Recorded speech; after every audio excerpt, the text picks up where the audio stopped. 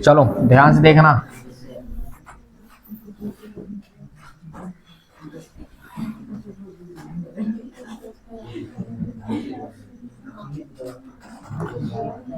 So that वाले वाक्यों को किस में बदलना है? टू टू में बदलना है। या कभी कभी आता है टू टू वाले वाक्यों को पता है सो दैट में चेंज करना है, अपोजिट भी आता है। ठीक है, तो पहले अपन देख लेते हैं सो दैट वाले वाक्यों को टू टू में कैसे चेंज करेंगे। ठीक है, अच्छा देखो इंस्ट्रक्शन क्या होगा हमारे पास।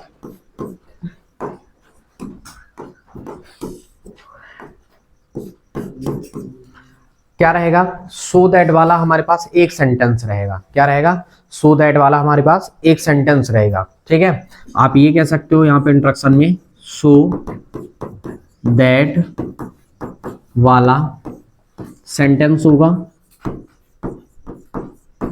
क्या होगा? सो दैट वाला सेंटेंस होगा। ठीक है, अच्छा जब सो दैट वाला सेंटेंस होगा तो उसमें अपन को पता चल जाएगा। क्या पता चल जाएगा?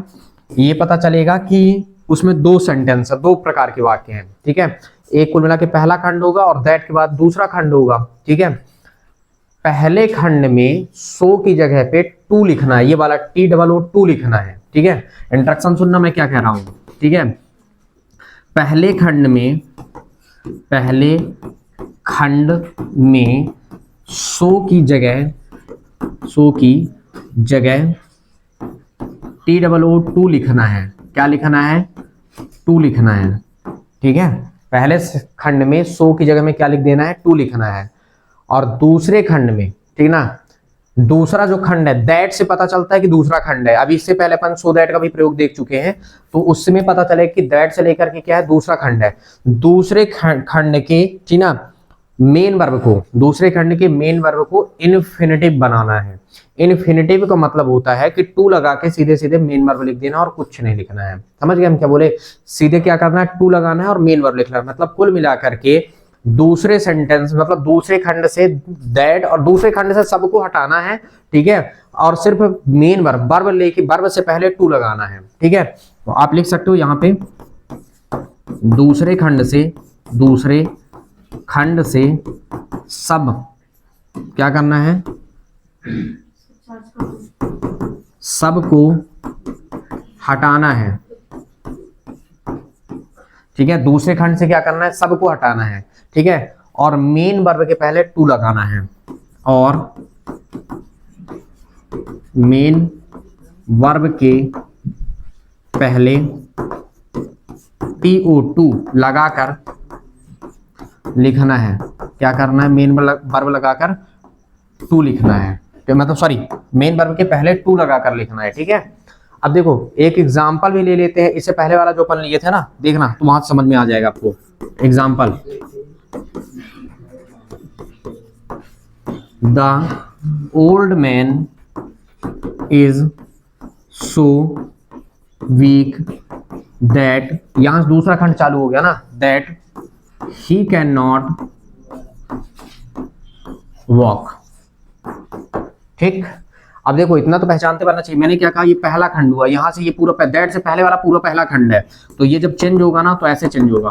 क्या लिखोगे आप? द ओल्ड मैन अब इज सो के जगह में, देखो पहले मैंने इंस्ट्रक्शन किया था सो दैट वाला वाक्य दिया जाए, तो ये हमारे पास क्वेश्चन हो गया। पहले खंड में सो की जगह में क्या लिखना है? TOO लिखना है। सेंटेंस को बस छोटा किया जाता है, सेम अर्थ वही रहता है। The old man is too, और उसके बाद क्या हो गया तुम्हारे पास? वीक। और ये सब हटा देना है। ठीक है, हम क्या करेंगे? सबको ले क्या कर देंगे? हटा देंगे। और हटाने के पश्चात तुमको क्या करना है? सिर्फ यहाँ पे देखो दैट हट जाएगा, ही हट जाएगा, कैन नॉट सब हट जाएंगे। सिर्फ तुम्हारे पास क्या बचेगा? यहाँ से वॉक। तो वॉक के पहले, वॉक मतलब चलना, काम है ये, तो चलने काम के पहले हमको क्या लगाना है? टू, और उसके बाद क्या हुआ यहाँ से? वॉक। ठीक, मतलब क्या बन गया? The old man is too weak to walk, मतलब बूढ़ा व्यक्ति इतना कमजोर है कि वो चल नहीं सकता है। ठीक, और एग्जांपल ले लेते हैं।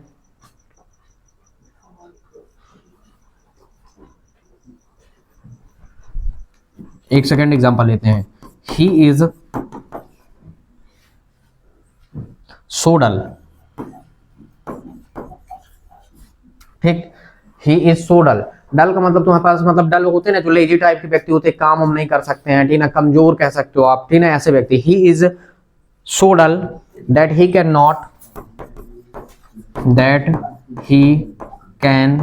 Not do any work. वो इतना कमजोर है, मतलब वो इतना डल है कि वो किसी भी काम को, कोई भी काम नहीं कर सकता है, ठीक है। अब देखो यहाँ पे तुमको क्या करना होगा, जब आप इसको टू में कन्वर्ट करोगे तो कैसे करोगे, ही इज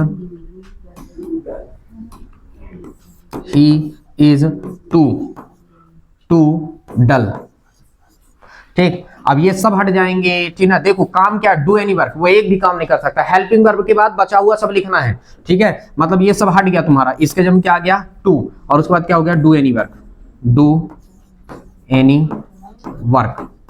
मतलब वो इतना कमजोर है कि कुछ भी काम नहीं कर सकता, इतना डल है कि वो किसी भी काम को नहीं कर सकता है, ठीक है। मतलब अर्थ वही रहता है, बस थोड़ी सी सेंटेंस छोटा हो जाता है, समझ गए। अब फिर देखो दिमाग लगाओ, जब हम टू वाले में सो दैट का प्रयोग करेंगे तो ये जो हटा रहता है ना, मतलब टू के जगह में फिर हमको क्या लिखना पड़ेगा, पूरा का पूरा दैट लिखना पड़ेगा, और ये सब्जेक्ट के अनुसार ही कैन नॉट भी लिखना पड़ता है ना, मतलब हेल्पिंग वर्ब ही सब लिखना पड़ेगा, सब्जेक्ट भी लिखना पड़ेगा, दैट भी लिखेंगे, हेल्पिंग वर्ब भी लिखेंगे, दैट भी लिखेंगे, सब्जेक्ट लिखेंगे, और हेल्पिंग वर्ब निगेटिव वाली लिखेंगे, समझ गए। तो ये फिर हम जब इसको अपोजिट करेंगे ना, तो फिर इस हिसाब से लिखना पड़ेगा, ठीक। एक और एग्जांपल ले लेते हैं।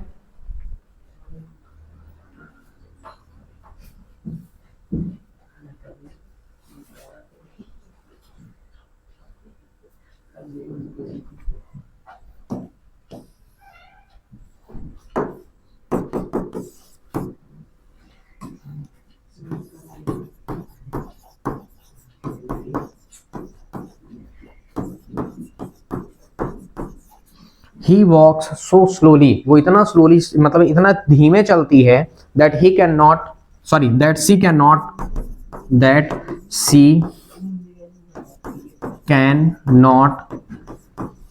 catch the bus, बस वो इतना स्लोली चलती है कि मतलब वो बस को नहीं पकड़ पाई, पकड़ सकती है, ठीक है। मतलब बस में नहीं चढ़ सकती, पकड़ सकने का मतलब यहाँ पे कैच करना, मतलब बस पे वो नहीं चढ़ सकती, उसको बस नहीं मिल सकती है, ठीक है। अब इसको तुमको क्या करना है, चेंज करना है। तो कैसे चेंज करोगे आप, सी वॉक्स, देखो सो के जम क्या करना है अपन को, टू जोड़ देना है, ठीक है, सब बाकी रहेगा स्लोली, ये सब हट जाएंगे। देखो यहां से देखो दैट, सब्जेक्ट और हेल्पिंग वर्ब सब हटा देना, अब इसके जगह क्या लिख देना, सीधे सीधे टू लिख देना है, तो इन्फिनिटिव बन जाता है, बाकी सब कैच द बस, बस इतना तो काम है, बन जाएगा। ऐसे चेंज करना है आपको, ठीक ना, देखने के लिए मिलेगा, ठीक ना। अध्ययन में खूब सारे रहते हैं आपके पास, एग्जाम्पल में रहते हैं, पुराने पेपर ऊपर में, ठीक ना, काफी पूछा जाता है, तो मेरे हिसाब से बन जाना चाहिए, बन जाएगा ना, ठीक है। तो टू देखो, सो दैट वाले वाक्यों में क्या करना है, सो दैट वाले वाक्यों को टू में बदलना है।